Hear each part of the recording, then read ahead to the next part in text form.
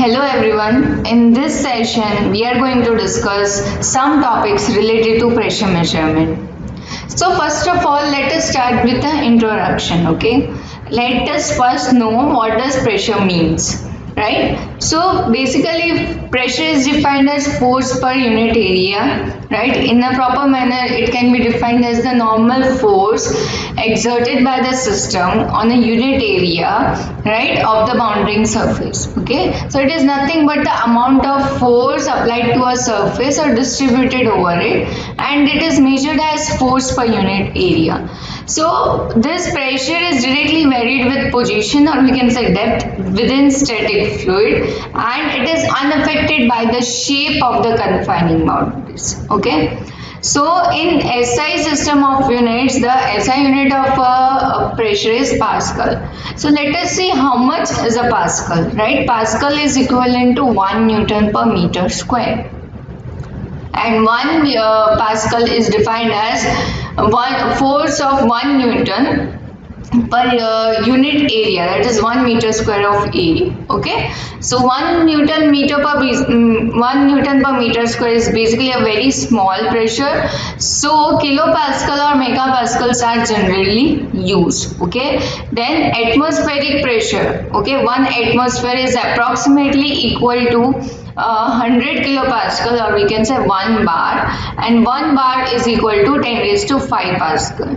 So these are the most general used units of pressure. Okay, since Pascal is a SI unit of pressure, but other than this unit, other than Pascal, atmospheric pressure is also very much used. Bar is also very much used. Okay.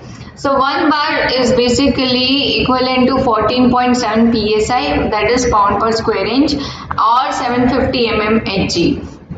And 1 kilopascal is approximately 7 mmHg, and 1% of gas at our altitude is about 7 mm of Hg. So all these are units of Pascal. Also there is another unit called torr, and remember that torr is an equivalent unit to the mmHg. Okay, so these are the basic units of pressure, right? 1 Newton per meter square, Pascal, bar, torr, mm of Hg, atmosphere, etc. So these are the basic units of pressure. Okay, so let us see what are the types of pressure. There is absolute pressure, then there is atmospheric pressure, then there is gauge pressure, then there is vacuum pressure, and then total pressure. So what happens, most of the instruments generally indicate pressure related to atmospheric pressure. So the pressure relative to the atmospheric pressure is known as gauge pressure, and the pressure related to perfect vacuum is known as absolute pressure. Absolute pressure is the summation of gauge pressure and atmospheric pressure. Okay. And when the system pressure is less than the atmospheric pressure, the gauge pressure becomes negative, and this negative pressure is generally often known as vacuum pressure, right, which is a positive number. For example, 20 centimeter of this pressure indicates 0.746 bar of pressure, right, and the summation of this pressure is known as total pressure. So these are the different types of pressure. Okay, now let us see static and dynamic pressure. So what is static pressure? When the fluid is in equilibrium condition, the pressure at a particular point is independent of any orientation and is identical on any particular point, then it is known as a static pressure. Okay, what does static pressure means? Whenever the fluid is in equilibrium condition at a particular point, if it is identical in all the direction and if it is independent of orientation, then it is known as a static pressure, right? While the difference between total pressure and static pressure is known as dynamic pressure. Okay, so dynamic pressure is equal to total pressure minus static pressure. Okay, now let us understand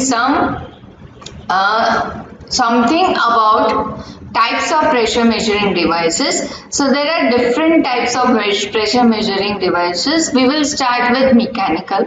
So there are two types of mechanical measuring devices, right? Pressure measurement is made by balancing an unknown pressure with a known force, and pressure measurement is made by employing quantitative deformation of an elastic member.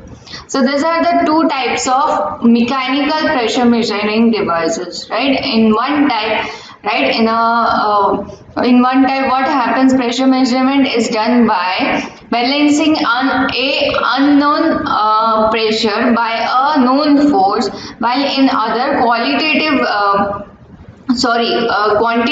deformation of an elastic member is employed, right? Then there is electromechanical pressure measuring devices.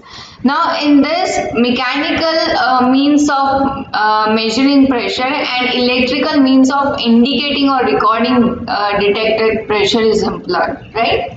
Right, what happens? Measuring pressure is by means of mechanical process, but then it may be converted into electrical signal, which will be indicated in recording type of instrument. Okay, so then there is another type of pressure measuring device, that is electronic. Okay, so this instruments depends purely on physical change, which can be detected and indicated or recorded by electronical components on instruments. Okay, so these instruments depend on some physical change basically, which can be detected or recorded or indicated by electrical signals with the use of suitable electrical components. Okay, so these are the different types of pressure measuring devices, and we will start with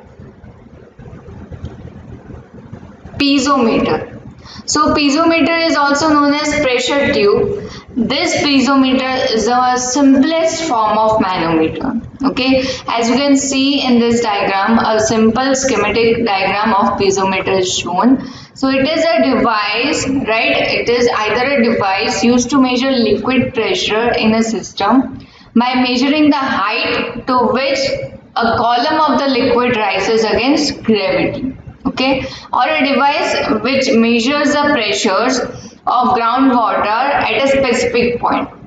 So it is designed to measure static pressures and thus differs from a pilot tube by not being pointed into the fluid flow. Okay, so piezometer is basically a device used to measure liquid pressure, liquid static pressure, right, in a system by measuring the height to which a column of the liquid rises against the gravity.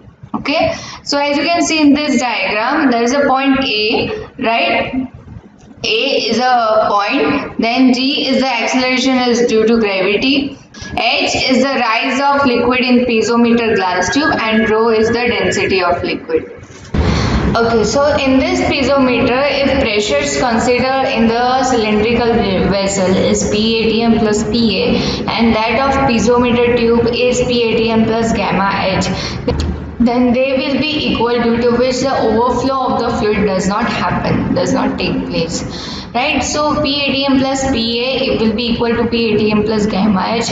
This will give us PA is equal to gamma H, right? Where PA is the pressure at the point A, which is the pressure required to measure in an open container, and gamma H is the specific weight of the fluid raised in the piezometer column. Okay, so this is the basic piezometer, which is also known as pressure tube, right? Now let us see what is simple U-tube manometer means. Okay, so as you can see in this diagram, consider diagram A, which is just before connecting the U-tube. Okay, so consider a pipe carrying a fluid known as fluid 1 with specific weight gamma 1, and let pressure at point A be PA, right, which is to be measured at point A in the pipe. So if the manometric fluid be called a fluid 2, then as the U-tube manometer is connected to the pipe, fluid 1 rushes into the U-tube, and pushes the manometric fluid upwards in the other limb of the U-tube, due to which the initial manometric fluid level as shown in figure A is disturbed and lowers in the left limb and raised up with a pressure head H2 in the right limb of the U-tube. Okay, so as you can see in this diagram, H2 is the raised manometric fluid, right, by this fluid 1, right, which is after connecting the U-tube. Okay, so of course what happens, this in this limb the manometric fluid lowers down and it is raised in the other limb. Okay, right, now let the fluid 1 in pipe occupy the U-tube column in the left limb of height H1 and let the manometric fluid in U-tube be raised up to height H2 in the right limb. Now what happens, due to the push given by the fluid 1 onto the manometric fluid, the manometric fluid may overflow, but does not happen due to the atmospheric pressure, right, due to the reason that atmospheric pressure acts at the open end of the U-tube as shown in figure B. Okay, so this is the simple U-tube manometer. Now let us see how is the inclined manometer, but before that, under equilibrium pressures on the left limb of the U-tube must be equal to the pressure in the right limb. Okay, so pressure in the left limb will be Pa plus gamma 1 H1 and in the right limb will be PATM, that is atmospheric pressure, plus gamma 2 H2. Okay, so this will give us Pa upon gamma W is equal to H2 S2 minus H1 S1. Now Pa plus gamma W upon gamma W is equal to H. So this will give us H is equal to H2 S2 minus H1 S1. Okay. Now see how does an inclined manometer works. Okay. So let us suppose that a manometer is inclined with respect to a reservoir angle alpha. Okay. Then in that case H2 will be given by L sine alpha. Okay. Now inclined manometers are way more sensitive in comparison with vertical column manometers. Initially when there is no fluid flowing in the pipe, the liquid manometer level is at xx dash. As you can see in this diagram, this xx dash is the level of liquid manometer when there is no fluid flowing through the pipe. Okay, but due to the liquid pressure in the pipe, the level of manometer liquid moves down and then it comes from xx dash to yy dash. Okay, in the tank, and then it rises in the right limb of the manometer to the distance h2 from xx dash. Now let us suppose some parameters. For example, S1 is the specific gravity of liquid for which pressure had to be determined. S2 is the specific gravity of the manometric liquid. Delta is the fall in the level of the manometric liquid in the tank. A is the area of cross section of the tank. Small a is the area of cross section of the right limb. And H is the pressure head of fluid in the pipe, right? So now we know that in equilibrium condition pressure remains same. So H1 plus delta H into S1 will be equal to H2 plus delta H into S2. By rearranging this term, we will get H plus H1 S1 plus delta H S1 is equal to H2 S2 plus delta H S2. And H will be delta H into bracket S2 minus S1 plus H2 S2 minus H1 S1. This will give us H is equal to A H2 upon capital A S2 minus S1 plus H2 S2 minus H1 S1. Now, if we consider reservoir angle alpha, then H2 will be given by L sine alpha. Also, if we consider that small a by A is approximately equal to 0, then that term can be neglected. Okay, then we'll have H is equal to L sine alpha S2 minus H1 S1. So what happens in this term? The first term becomes 0, and if we put L sine alpha in place of H2, then we'll get this equation L sine alpha S2 minus H1 S1. Okay. So this is all about inclined manometer. Okay, so in this session That's it. This is what we have studied. We have studied simple manometers such as piezometer, which is also known as pressure tube, then U tube manometer and inclined manometer. Thank you.